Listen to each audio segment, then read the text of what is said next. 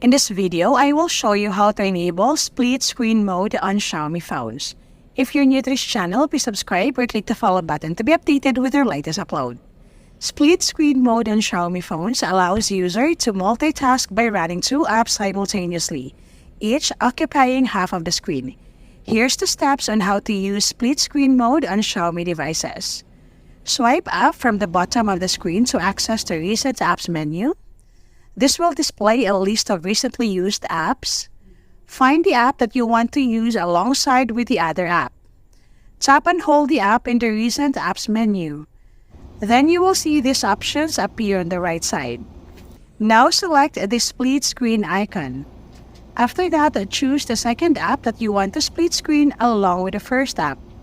For example, this YouTube app, so just tap on it and that's it. You will get the split screen mode on your Xiaomi phone. For more how-to tutorials, please subscribe or click other videos to keep on watching.